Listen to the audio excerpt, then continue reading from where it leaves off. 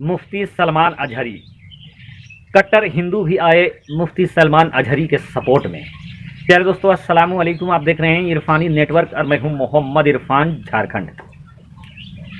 हिंदुस्तान का एक मायनाज खतीब जिनको दुनिया जमाना मुफ्ती सलमान अजहरी के नाम से जानती है, आज उनको गिरफ्तार कर लिया गया है। आज सलाखों में उनको डाल दिया गया है। लेकिन मेरे भाइयों, ये नया नहीं है और इस बात की खबर मुफ्ती सलमान अजहरी साहब को पहले से भी थी।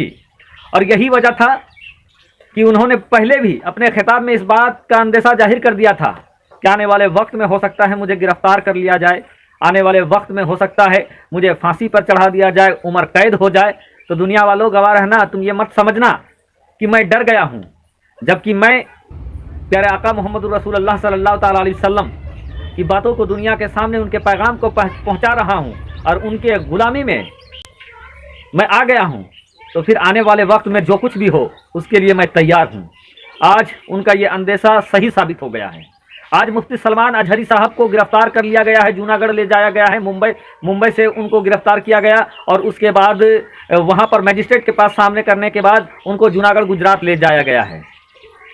मजमा में तो लाखों करोड़ों की भीड़ हो जाती थी, लेकिन आज वो करोड़ों लोग अगर उनके हक में आवाज़ उठाएंगे तो लोगों को पता चलेगा कि मुफ्ती सलमान अजहरी कौन है।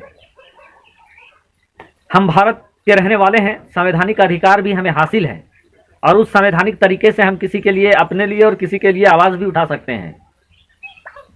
अभिव्यक्ति की आज़ादी भी मौजूद है, लेकिन मुसलमान आज खामोश है। तो धुआं धुआं सा है सारा आसमान थोड़ी है, और यहाँ सिर्फ हमारा मकान थोड़ी है। आज मुफ्ती सलमान अजहरी, कल फलना साहब, फिर ढकना साहब, फिर इसकी, फिर उसकी, फिर आपकी भी बारी आएगी। दोस्तों, आपको मैं बताऊंगा कि कट्टर हिंदू लोग भी, कट्टर सनातन धर्म के चाहने वाले लोग भी मुफ्ती सलमान अजहरी की हिमायत में आ गए हैं।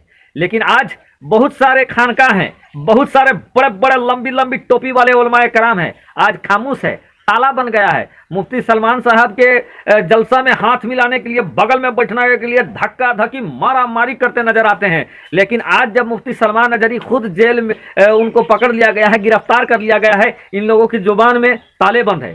दोस्तों, मैं सबकी बात नहीं कर रहा हूँ। आज बरेली शरीफ से उनके हिमायत में आवाज़ उठी है। बहुत सारे उलमाए कराम ने भी, मुफ्तियान कराम ने भी उनकी हिमायत में आवाज़ को बुलंद किया है। लेकिन यकीनन जितने हमारे उलमाए कराम, जितने हमारे मसाइक हैं, जितने खानका हैं, आज उस तरीके की हिमायत नहीं मिल रही है जितना कि मुफ्ती सलमान अजहरी को मिलनी चाहिए। आज खामोश है, तो खामोशी, ये खामोशी हमें जीने नहीं देगी, ये खामोशी जीने नहीं देगी।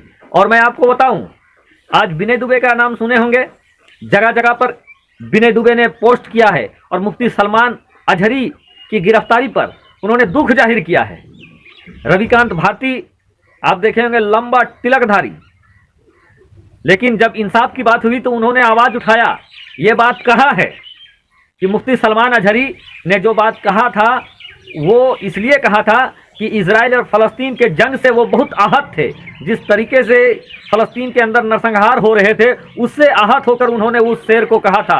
लेकिन लोगों ने कट पेस्ट करके कुछ हिस्सा को डाला, वायरल किया, और जिसका नतीजा आज देखिए।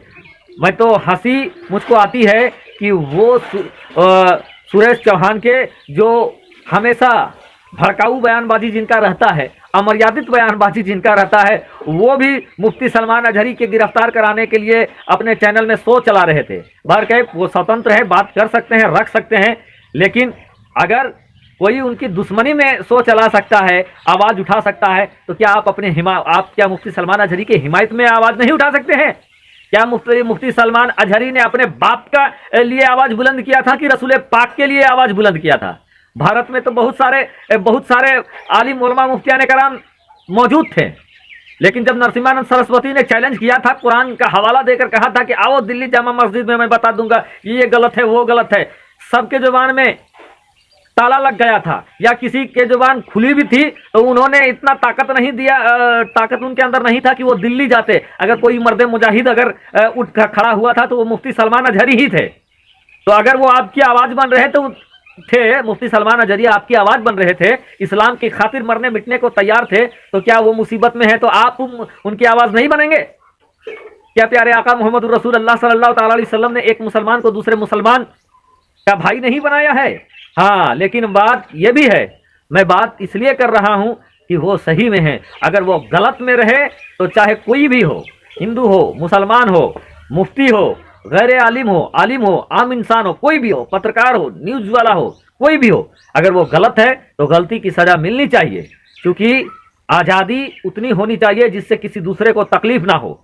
लेकिन आज कुछ लोग अपनी अभिव्यक्ति की आज़ादी का गलत फायदा उठा रहे हैं, दूसरे धर्म को टारगेट कर रहे हैं। आज विनय दुबे आज सपोर्ट कर रहे हैं, रविकांत भारती सपोर्ट कर रहे हैं। आज MIM पार्टी की मैंने वारिस पठान की बात को मैंने सुना, जो असदुद्दीन ओवैसी की पार्टी के वारिस पठान की बात को सुना, उन्होंने उनसे मिला, मुंबई में उनका बयान था और बयान है आज भी सोशल मीडिया में मौजूद है। उनका कहना है कि मैंने मिला मुफ्ती सलमान अजहरी साहब से और उनके लिए हम खड़े हैं, आवाज़ उठाएंगे। दोस्तों, फ़ख्र की बात यह है कि जिस मुस्लिम धर्म में आज सुन्नी, वहाबी, देवबंदी, अहले हदीस, फिरका, पुरजा अलग अलग है, लेकिन आज मुफ्ती सलमान अजहरी के मुद्दे पे अलग अलग फिरके, अलग अलग मसलक का भी साथ मिल रहा है मुफ्ती सलमान अजहरी का। लेकिन क्या चंद लोग आवाज़ उठाएंगे तो आवाज़ बुलंद होगी? नहीं, एक साथ आवाज़ उठाइए, एक साथ। अगर कोई नाइंसाफ़ी कर रहा है तो उस नाइंसाफ़ी के खिलाफ आपको आवाज़ उठाना पड़ेगा, आपको बोलना पड़ेगा, लब को खोलना पड़ेगा। बोलिए, अरे मरना सबको है, हम भी मरेंगे, एवरीथिंग इज मॉर्टल, हर कुछ मरणशील है, मिट जाने वाला है, दुनिया फानी है, हम भी मिट जाएंगे, हम भी खत्म हो जाएंगे। लेकिन जब तक जिंदा है, सच, हक और हुकूक के लिए आवाज़ उठाइए, सच्चों का साथ दे, जुल्म के खिलाफ आवाज़ बुलंद करें। क्या आप कर रहे हैं? और मैं आलिम उलमा से रिक्वेस्ट करूंगा और सबसे रिक्वेस्ट करूंगा, आलिम उलमा मैं बार बार इसलिए कहता हूं चूंकि उनके फॉलोवर मौजूद हैं, आप आवाज़ उठाइए, आपके पीछे आम जनता है, आप आवाज़ उठाइए, वरना कल आप अपनी भी गिरफ्तारी के लिए तैयार रहें। आपको भी कोई भी कुछ आरोप लगाकर उठा लेगा, फिर आपकी आवाज़ उठाने वाला कोई नहीं होगा। तो अगर गलत हो रहा है तो आवाज़ उठाइए इस पर। आज कट्टर हिंदू समर्थन में है, आज विनय दुबे समर्थन, रविकांत भारती नहीं, बल्कि हजारों लोग ऐसे गैर मुस्लिम हैं जो ये समझ रहे हैं कि मुफ्ती सलमान अजहरी ने जो बात कही थी, वो उनके धर्म के लोग, मुस्लिम धर्म को जिस तरीके से टारगेट किया जा रहा था गाजा पट्टी में, उससे व्यथित होकर उन्होंने उस शेर को पढ़ा था और इसलिए उन्होंने ये बात कही थी। तो आप सपोर्ट करें, आवाज़ उठाएं, आवाज़ बुलंद करें। सिर्फ घर में बोलने से कुछ नहीं होगा, बल्कि मीडिया में, social media, Facebook, Twitter, YouTube, x है, वहाँ पर आप आवाज़ उठाएं। आप आवाज़ उठाएंगे, दूर तलक आवाज़ जाएगी। और सच्चाई के लिए आवाज़ उठाएं, किसी की चापलूसी या कोई गलत करता है तो उसको बचाने के लिए नहीं। और हेट स्पीच देने का किसी को अधिकार नहीं है, चाहे आलिम, उलमा, न्यूज़, पत्रकार, बाबा, मुल्ला, जो भी है। हालांकि देखिए, खुद राजा सिंह का मामला आपने देखा किस तरीके का उनका जुबान होता है, आपने नुपुर शर्मा का मामला देखा, आपने वसीम रिजवी का मामला देखा था, आपने इसका भी मामला देखा है, नरसिम्हानंद सरस्वती का मामला देखा। बहुत सारे जगहों पर मुसलमानों को टारगेट किया जाता है और जिस शक्ति के साथ सलमान अजहरी के साथ सख्ती किया गया है, अगर ये सख्ती हर जगह बरती जाएगी तो आने वाले वक्त में यकीनन हेट स्पीच देने में लोग थर-थर कांपेंगे। लेकिन सबके साथ ये रूल होना चाहिए। और मुफ्ती सलमान अजहरी साहब ने जो बात कही है, मेरा अपना पर्सनल ओपिनियन है कि उसकी जांच होनी चाहिए, सच्चाई के साथ जांच होनी चाहिए कि क्या मुफ्ती सलमान अजहरी ने जो बात कही है वो हेट स्पीच की श्रेणी में आता है। क्योंकि गिरफ्तार होना कोई बड़ी बात नहीं है, जो इल्जाम लगना कोई बड़ी बात नहीं है। हिंदुस्तान में जलन से भी लोग FIR कर देते हैं, गिरफ्तार करवा देते हैं, लेकिन अदालत और संविधान बाकी है और हम लोगों को उस पर विश्वास रखना चाहिए और अपने लोगों के लिए आवाज़ बुलंद करें। शुक्रिया।